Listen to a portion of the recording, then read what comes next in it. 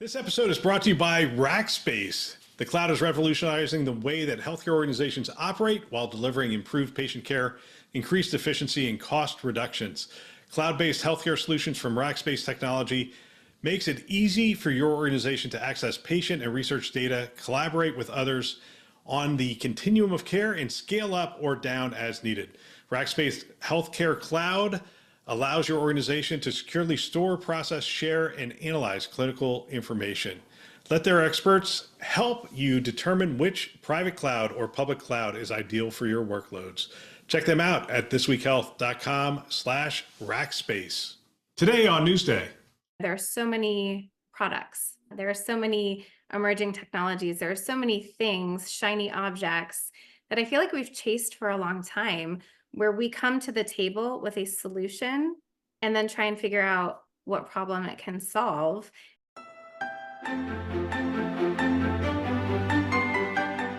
My name is Bill Russell. I'm a former CIO for a 16-hospital system and creator of This Week Health, where we are dedicated to transforming healthcare one connection at a time. Newsday discusses the breaking news in healthcare with industry experts. Now, let's jump right in. All right, it's Newsday, and today we're joined by Melissa Pettigrew with Rackspace. Melissa, welcome to the show. Thank you, Bill. Great to be here. Looking forward to the conversation. We're going to talk a lot of different things. There's a lot of stuff going on in healthcare. Give us a little idea of your role at Rackspace. My role at Rackspace is really to serve as a liaison between our product delivery team and our go-to-market and strategic teams. So I work really closely with a lot of the executives within our customers to ensure that what we are doing and delivering aligns with their long-term goals and strategy, and communicating different product and delivery strategies with our internal teams. So what are health systems doing with Rackspace? I assume there's some movement to the cloud going on in healthcare. Just a little bit. Yeah, cloud is definitely growing and on the rise in healthcare. And so my focus and the team I'm on is our healthcare private cloud business, where we focus on hosting the ecosystem of applications within healthcare. We're the largest hoster of Epic. And so we host Epic in our private cloud and surrounding applications that integrate with Epic. Wow. That takes us to our first story, because we're going to talk effective change management is key to successful digital transformation. Let me give you a little excerpt. In this article, it highlights the significant challenges and failures in enterprise digital transformations, noting that despite widespread efforts, many companies only realize a fraction of their expected revenue and cost savings from these initiatives. The author emphasizes the importance of effective change management driven by skilled product leaders. I think that's going to be a key part of this conversation. Product leaders who understand core product management disciplines such as digital product mapping and strategic planning. She argues that successful digital transformation requires not only alignment across all levels of the organization, but also dedicated focus on cultivating internal advocacy through strategic communication and collaboration, ensuring that transformations align closely with business objectives and enhance productivity and brand loyalty. Change management is probably where you live, I would imagine. It is.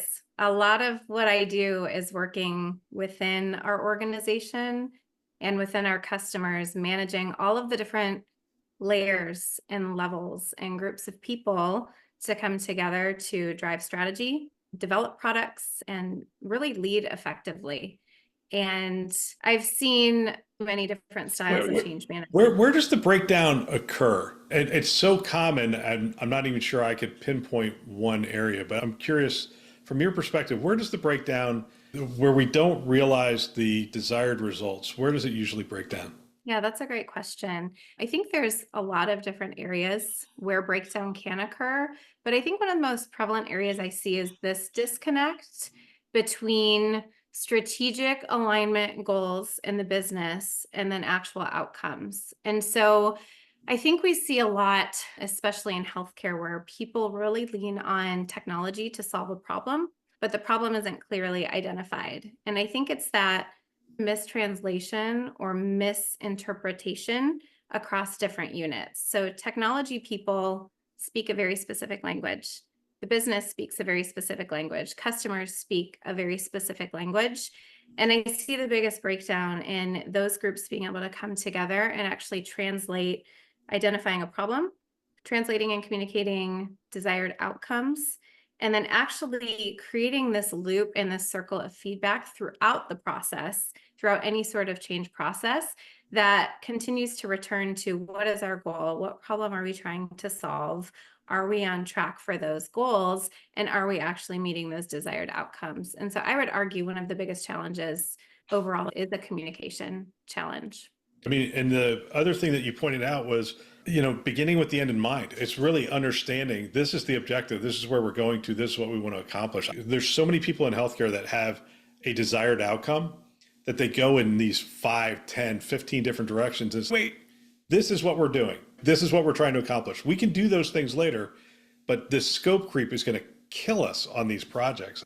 I experienced that so often in healthcare. It was like, because you don't want to say no to the doctor and you don't want to say no to the administrator. You don't want to say, everybody has their agenda for the project that you're trying to kick off. And it can lead you into rabbit holes, and it's hard to keep these things steady. How do you keep them steady? Yeah, something you mentioned that I think is really important is this idea of tentacles. And I'm curious if you have found those tentacles being created because we approach a project with an end solution in mind. And I've seen this a lot in healthcare. There are so many products. There are so many emerging technologies. There are so many things, shiny objects that I feel like we've chased for a long time, where we come to the table with a solution and then try and figure out what problem it can solve. And I think that is where some of that kind of scope creep comes from. Instead of really intentionally walking in with a challenge or a problem, evaluating what desired outcomes would be to solve this problem, and then going and seeking a solution or a technology or a process that will help solve that. The most common word we hear right now in tech sales is platform. We're bringing a platform in. And so the challenge with a platform is it generally solves a bunch of problems. And so they come in and say, oh, look, and ServiceNow is a partner of ours, and I think they're a phenomenal product and solution. But they'll come in and the organization will bring ServiceNow in and say, it's going to solve this problem. And then people realize it solves all these problems. And then all of a sudden you have these things going on in the organization. Most problems are not technology problems. They are, for healthcare at least. In other industries, I'm not sure I would say the same thing, but in healthcare at least, so many of them are data problems, process problems, workflow problems, communication problems that you have to solve before the technology problem, that before the technology can do what you want it to do, you have to solve all these other things.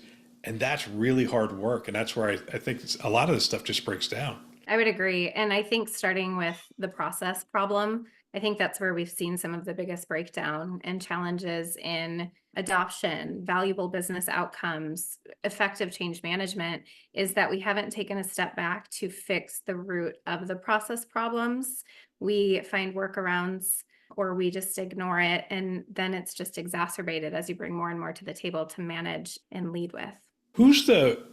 When you're talking about change management in a healthcare IT organization, who do you generally interact with? Is it the person who's over that application? Is it I assume it's not the CIO. The CIO has so many things to deal with. They're saying, okay, this project is this person. Is it the project manager? Is it the department lead? Who is the right person to interact with in a healthcare organization? Yeah, I think if health systems are organized correctly, there should always be a main stakeholder for a project or for a group that is ultimately responsible for driving the change management. And that main stakeholder has to have those relationships and the ability to go interact with all of the areas and dependencies for a project to be successful. So, Bill, I think it differs depending on what type of work we're doing. There are different stakeholders. Sometimes that is the CIO if we're doing more strategic roadmap and vision planning. Sometimes it's the CIO if we're doing more executive level interaction and communication. Sometimes it is the VP of technology or application owner. And so I think that is something that organizations could do well, is take a step back and look at, for this area and the outcomes we want, who is the appropriate stakeholder to drive change. And sometimes that might not be a technology leader. It might need to be someone that comes in from a different area that can communicate technology and business and customer engagement. Hi, everyone. I'm Sarah Richardson, president of the 229 Executive Development Community at This Week Health. I'm thrilled to share some exciting news with you. I'm launching a new show on our conference channel called Flourish. In Flourish, we dive into captivating career origin stories, offering insights and inspiration to help you thrive in your own career journey. Whether you're a health system employee in IT or a partner looking to understand the healthcare landscape better, Flourish has something valuable for you. It's all about gaining perspectives and finding motivation to flourish in your career. You can tune in on thisweekhealth.com or wherever you listen to podcasts. Stay curious, stay inspired, and keep flourishing. I can't wait for you to join us on this journey. I want to come back to this product manager concept. So I'm sure on the inside, on the Rackspace side, you probably have product managers, people who oversee. This is a very common term in application development shops, in a lot of different organizations, but not as common in healthcare. And back when I was a CIO, we were starting to move towards this product manager and treating even something like Epic with a product manager, because a product manager looks at release cycles and just features and functions and all those things. And what we were trying to do was to get the organization to think in terms of, this is a product. The product manager will manage the release of all these things. And they were sort of at a higher level. So they would be talking to the end users about what the requirements were. They'd be talking to their primary vendor, who would be Epic in that case, and saying, hey, look, we're going to start doing retail pharmacy. We need these kinds of features and these kind of things. You deal with product managers, and then you deal with healthcare, where we say, for that one, it's the VP of apps. For that one, it's the project manager. For that one, what's the difference in dealing with both sides? Do you feel like dealing with one side is just more coherent, or it doesn't really matter? Yeah, I don't think it really matters. Again, every organization, I think, is going to be aligned a little bit different based on their ability, their capacity, and what they have. I think the critical piece to that, and what I really liked about the article that she talked about, is how to be an effective product manager and how to effectively manage a product portfolio, which was being able to understand all of these different components and lenses that go into being effective at that. So yeah, I think the strategy you described, where you're putting one person over Epic as a product, right? That makes a lot of sense for that application. And that person has to be effective in, to your point, managing all of these different areas. And so, yeah, within an organization, I think, again, the most important things to be effective in that role and to manage a product portfolio effectively is really that cross-functional collaboration, because products don't operate in silos and they don't deliver in silos. And so being able to really understand how to create that cross-functional collaboration, being able to measure data. She talks about data-driven measurement. That is so important. And I think something that product teams can enhance is really driving data and leveraging data to communicate and articulate that, yeah, we are on track and these outcomes are what we said we were going to deliver on. And I think the one piece that she mentions at the end about an effective project manager or product manager is that continuing and continual refinement. So tell me a little bit about that in your experience, Bill. I guess when you were managing teams and products, how did you guys continue to refine effectively? Because I think that's important. And I think it's something we maybe don't focus on enough, is constantly coming back and saying, this worked well or this didn't work well. Let's change direction. Now, Melissa, you've been in healthcare a long time. You realize we don't look back on anything. We say we're going to get this ROI, and we don't go back and measure, and we say we're going to go back and look at these things, and we don't. I will say that the thing I like the most about the product, and by the way, thank you for disagreeing with me. Not many people come on the show and disagree with me, which I appreciate greatly. But the reason we were going in the product manager direction was let's not take Epic as an example, because that's a true product. But we had tap to log in kind of thing. And there was a product manager who was over that entire product set. And so that person was constantly talking to the physicians. Hey, how's it working? What's not working? What's clunky?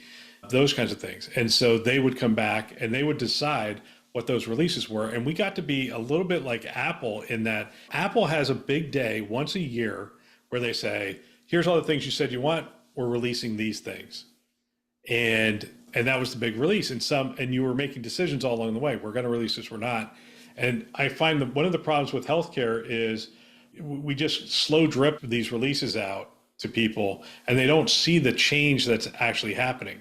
And I find even if you do it quarterly or semi-annually, saying, okay, we're going to do a release of this product and it's going to have these things in it, it tends to be, from a communication standpoint and from an organizational change management standpoint, it tends to have more impact. Like, oh, the big release is coming out on July 1st for Tap and Go. We're going to have this, and we're going to have this, we're going to have this. We experience it all every year with Apple. And I don't know if you have Apple devices, but we look forward to the new phone coming out in September. We look forward to the new iOS coming out in June.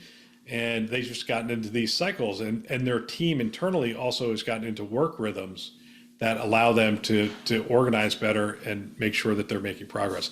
I didn't answer your question on purpose because we're healthcare. We never look back, and we don't never look back. That was interesting because right at the beginning of this article, we're referring to, there's a statement that the reason digital transformation hasn't taken hold and been so effective is that business outcomes, like we're still missing the mark on business outcomes. And that's your point. Do we need to look back more? How do we document more effectively business outcomes? But not only document them, it's that, to your point, how do we evangelize and get excitement around, hey, this is all the great stuff we're doing, to where the end users are actually seeing the value and understanding what is new and different, and the business is seeing the value in those outcomes too. So why are we not putting more focus on that? Is it we're too busy? Is it we as IT leaders don't know how to speak business? Is it we don't have a seat at the table, right? What are these challenges, and how do we overcome? So the second story I was going to do, and we're getting close to the end here, but is the 6 big issues facing CIOs in the next 6 months. And there's a sentence in here: digital transformation remains a priority, albeit hindered by budget constraints and legacy systems. IT budget pressures are leading CIOs to either maintain foundational approach or explore advanced technologies like generative AI and whatnot. But the first part of that is digital transformation is a priority, but it's hindered by budget constraints. And part of the reason it's hindered by budget constraints, and this is starting to change, by the way, I was sort of tongue in cheek saying we never look back. More and more CIOs are saying to me in our 229 project meetings, they're saying, hey, we're being forced, or we're trying to be more responsible with the money we've been given and to show the ROI. We're really trying to put those 2-3 year models together and then go back and revisit them and make sure. One of the reasons we don't have money right now is we forgot to finish the story. We wrote a half a story and said, yeah, the technology got implemented. We never finished the story to say, oh, and it improved outcomes, it decreased our mortality rate. We never finished the story. So the next time we go to ask for money, they're like, you're not going to finish this story. I don't care what you're saying. We're never going to know if it does that. And so there's a credibility gap that sort of gets created. CIOs have recognized that. They're starting to fill that gap. In some senses, there's a lack of financial acumen to actually do those effectively. And second, they're just so busy. There's so many projects. I just interviewed a CIO who said he just started a new organization. He said, we have to put governance in place. It's just, they are overwhelming IT and they have no idea they're doing it. Just that data point yeah. too, that IT, the impression is that IT can do 10 times more than they actually are capable of. And so that's, again, finish the story, being able to really take what IT has done and accomplished and translate it in a way that the business understands, that they see the value of, right? That's how CIOs can defend budgets and actually have a seat at the table to ask for more, or have a seat at the table to say, we accomplished all of these things with this IT initiative, so that opens the door for us to spend over here. So yep. I like that financial acumen and really storytelling, I think, is going to be critical as we see the pace of technology accelerating and the ask of IT to do more. We have to get better at these things. Melissa, it's been fantastic. I appreciate you coming on the show and having this discussion. Hopefully they'll let you come back and do it. PV did it last time and you're here this time. I don't know if they're planning to have a different person every time, but it'd be great to keep in touch and do this again. Absolutely. Thank you for having me, Bill. Thanks for listening to Newsday. There's a lot happening in our industry, and while Newsday covers interesting stuff, another way to stay informed is by subscribing to our Daily Insights email, which delivers expertly curated health IT news straight to your inbox. Sign up at thisweekhealth.com/news. Thanks for listening. That's all for now.